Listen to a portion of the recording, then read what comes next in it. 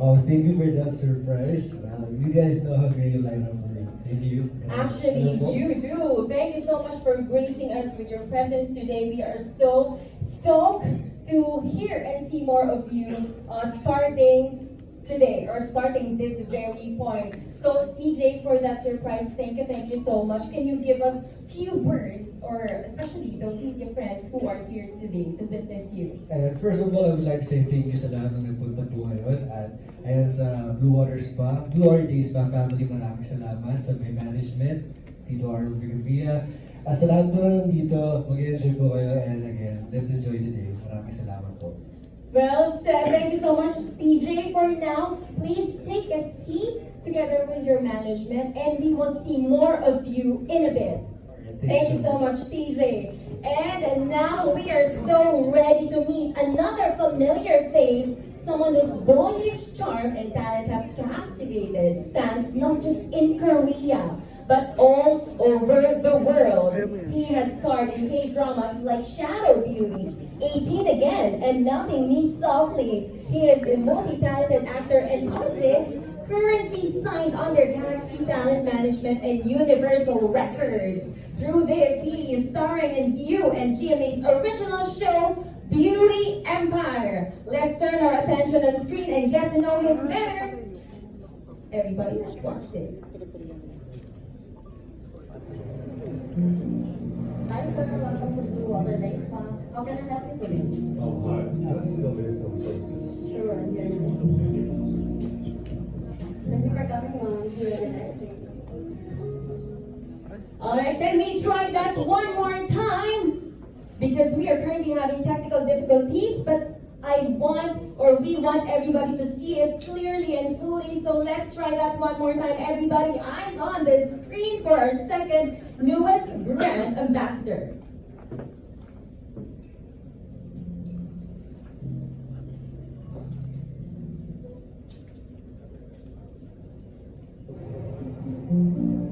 Hi, sir. Welcome to Blue Water Day Spa. How can I help you today? Oh, hi. Can I see the list of services? Sure, I'm here. Thank you. Thank you for coming on. See you again next week. Excuse me, sir. Excuse me, sir. Oh, I'm sorry. What is your request? How about for our newest offering, the Thai massage? That's great. This way, sir.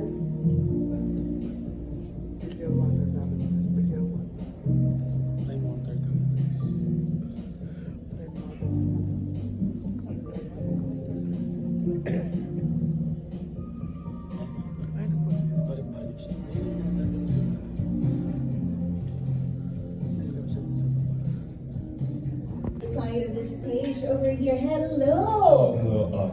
Greetings to you. How are you feeling right now, woman? It's very. I'm honestly a little nervous, but today it's a very meaningful schedule to me. So I'm very happy right now.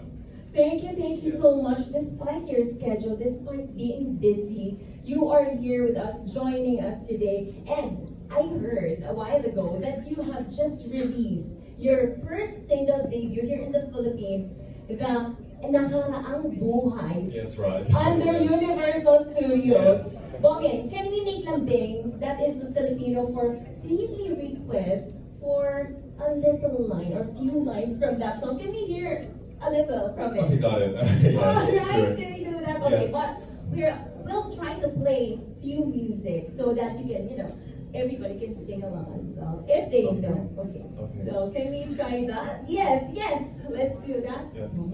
Take it away.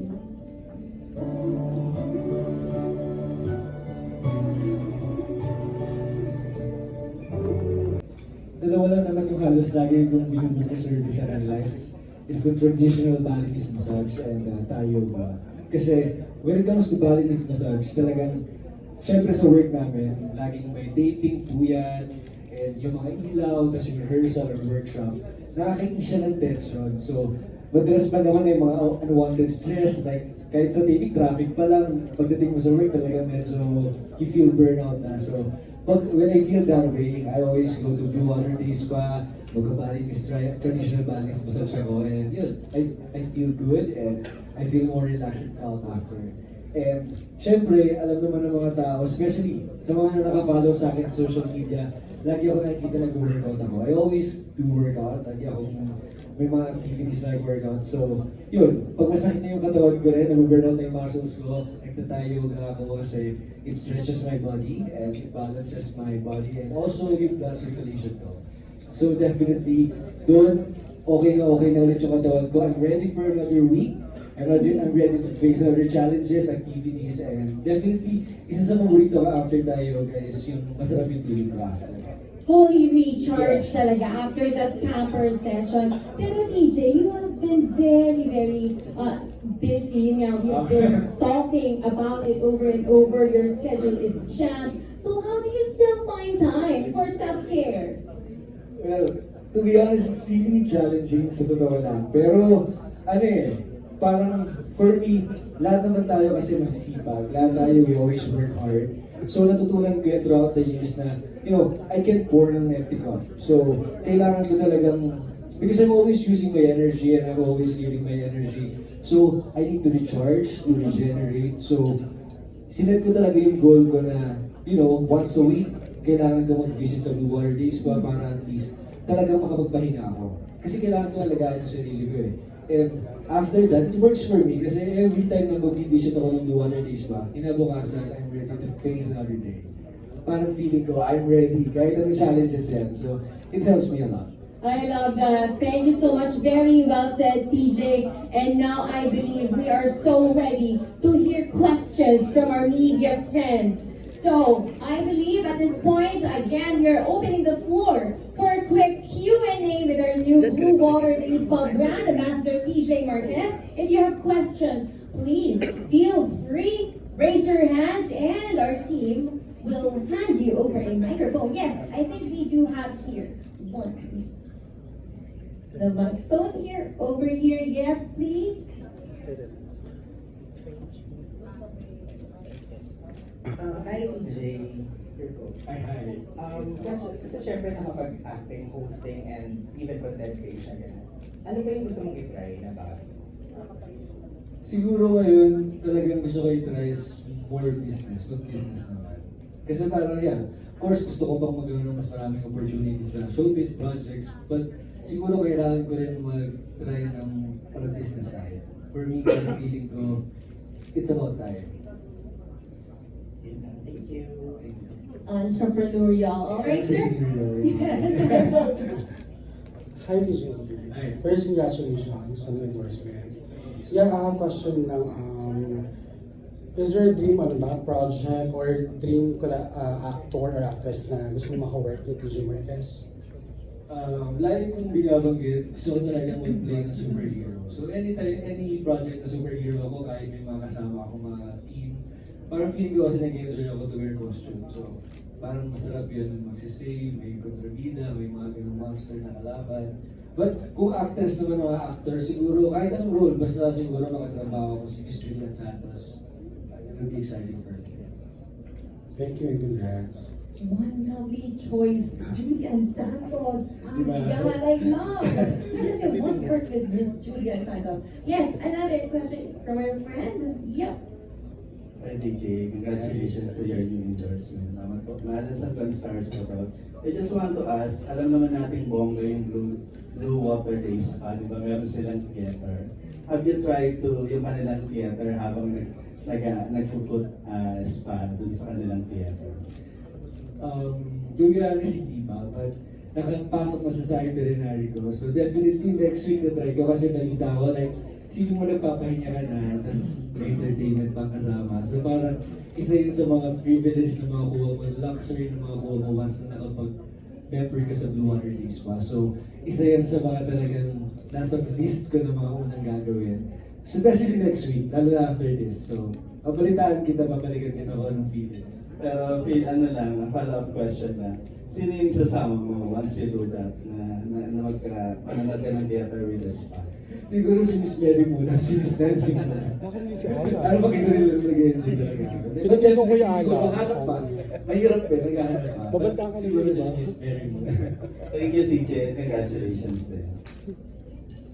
Ang dami kasing treatments, no? There's so much to try. And then, in just one visit, you cannot try everything. So, diba? So, TJ has got to try that out. So, next up, I think we have a question from our friend. Yes. DJ, hindi ko pa about age. What hobbies do you enjoy when you're not working? Well, aside from working out, siguro yung mga close friends ko saka sa mga nakakilala sa akin, alam nila na mahilig ako kumain kahit hindi halata. Mahilig din ako magluto. So lagi ako nasa grocery, bibili ng makakain, tapos nag-prepare ako ng pagkain ko. And pag nasa bahay, lagi kami nag-play ng movie whole day. So habang kumakain, nood lang kami ng series, saka mga pelikula. Follow-up question lang, you mentioned business. What type of business do you see yourself pursuing? Kasi try ko na mag-skincare business, but siguro, I'll try pa rin siguro coffee shop or mga food, mga ganyan. Kasi talaga, yun naman yung mga mas mabenta sa akin eh, like yung mga kinakain talaga. Thank you so much. Especially TJ loves to eat. Kanina, di ba, he was able to mention that it is his hobby, di ba? And so, I believe we have one more final Hi, question. TJ. Yes. Hi, TJ. Congrats. What does self-care mean to you? What does self-care mean to you, especially in an industry that, especially in the industry nowadays? I think, sa industry namin, I think self-care is knowing when to pause. Kasi versus alam naman natin na na-overwhelm lahat ng celebrities, kung ano meron sila, yung mga blessings. Pero kailangan alam natin kung kailan tayo papahinga, habang natin sa Yes. sarili natin. Kasi pag siningil tayo na, di ba, mahirap kung sumobra. Sayang naman lahat. So, kailangan natin alagaan yung sarili natin. Protectahan yung sarili natin because our body is our temple. Okay. Thank you. Thank you. Very well said. Now we are down to our final question. Yes. Good afternoon po, I'm Vincent from Business Mirror. So, since today po is the launch of you as a new ambassador po, so how do you feel when you found out that you were chosen as one of the new faces of Blue Water Days po? How do I feel? Sobrang happy syempre. And sobrang grateful ako na naging part ako ng Blue Water Days na family. That's why, gusto ko na rin kunin itong opportunity na ito para magpasalamat sa Blue Water Days na family, kay Miss Mary, kay Miss Nancy, and sa lahat po ng buo ng Blue Water Days pa, sa mga nagbigay sa akin ng chance at opportunity, and to my management, sa manager ko, si Sir Arnold Vicafria, sa ELV Talent Circuit, at sa inyo po lahat, sa lahat po naman dito na parte ng pagpili po sa akin, maraming salamat. And I believe we are down, TJ, I'm sorry, we have final question from our friend. Are they here? Yes? We have the very final question. There you go. Hi, Mary from GMA. Hello. PJ, kasi marami ng celebrities ngayon, especially actors, you get pressure to stay in shape or and pati sa talent mo. And what do you do to maintain your status? Ako naman when it comes to yung physical looks, ganyan, I always, I'm a very health conscious at saka self-aware naman ako. Inaalagaan ko yung sarili ko kasi alam ko yung pinasok ko ng trabaho. So dapat natin alagaan yung sarili namin. Not just physically, but emotionally and, mentally. And kung yun sa talent naman, syempre we do workshop. And thankful din ako that I still have other opportunities not just here in the Philippines, like Indonesia, Malaysia. So pag feeling ko wala akong trabaho, yan, mini-message ko sila and then they give me projects. But sabi ko kasi mas priority ko muna dito sa Pilipinas, may gagawin ako dito. So thankful naman ako na I'm blessed and at least kahit pa paano, na-juggle ko pa rin yung work and kung paano ko alagaan yung sarili ko. With the help, syempre, ng mga ganitong klaseng pampering, like Blue Water Days pa. Kasi kung wala ito, parang feeling ko mag-burnout talaga ako. So, sobrang thankful ako na may ganitong opportunity. May mga ganitong mga luxury na pwede natin makuha para maalagaan yung sarili natin. Siguro singit ko na lang, you were called to be an international actor. How does it feel? Actually, hindi naman siya pumapasok sa isip ng international actor, pero pag talagang inisip ko na lang talaga na sobrang sarili yung feeling. Kasi konti lang yung mga nabibigyan ng opportunity na makapagtrabaho sa ibang bansa. At ako naman, sobrang na-enjoy ko kasi parang nasa Pilipinas rin naman ako pag nandun ako sa Indonesia. Talagang yung language lang yung iba. Same lang yung work ethics, pati yung time. So, sobrang thankful ako na nabibigyan ako ng opportunity not just here, but also sa ibang bansa. Like, kung gano'n rin ako ka-happy na yung mga ibang mga celebrities dito, bibigyan din sila ng chance. And yung ngayon, may mga celebrities tayo na ibabasok rin dito na from other countries. Kaya nakakatuwang isipin. Thank you so much for being so generous with your answers, TJ. And again, to our media friends, thank you so much for your questions. Later on, we will have more fun. TJ, I'll be requesting you to sit a bit, and then we'll have more fun later on. Thank you. Thank you so And much. now, yes, we are giving the spotlight to Bowman.